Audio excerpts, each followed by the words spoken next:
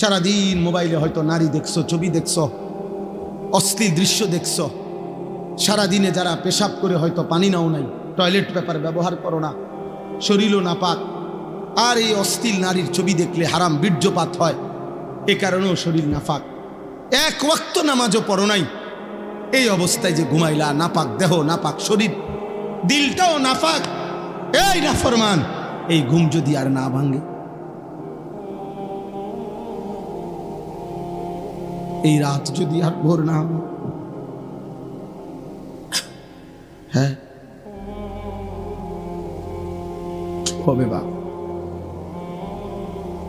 রাসূলুল্লাহ সাল্লাল্লাহু আলাইহি ওয়াসাল্লাম বলেছেন, লা ইয়াজনি জানি হিনা ইয়াজনি ওয়া হুয়া মুমিন। কোন ব্যভিচারী যখন জিনা করে সে মুমিন থাকে না। আর এই নারীর অস্থির ছবি দেখা, এ তো জিনা। নবীজি বলছে চোখের জিনা।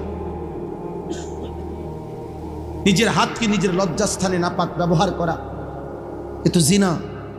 নাকিহুল ইয়াদে মালউন। নবী সাল্লাল্লাহু আলাইহি সাল্লাম বলছেন, আমি স্পষ্ট বললাম তোমাদেরকে, নবীজি বলছে নিজের হাত যে নিজের লজ্জাস্থানে নাপাক ব্যবহার করে, হারাম বীর্যপাত করে, আল্লাহ রাসূল বলছে সে মালউন, অভিশপ্ত। মালউন, অভিশপ্ত। এমন অভিশপ্ত জিন্দেগি নিয়ে যুবক যদি ঘুম না ভাঙে, যদি রাত ভোর না হয়, তো কি হবে তোমার আখিরাত, কি হবে তোমার কবর? কে তোমার সান্ত্বনা দিল যে তুমি আরো 30 বছর বাঁচবা?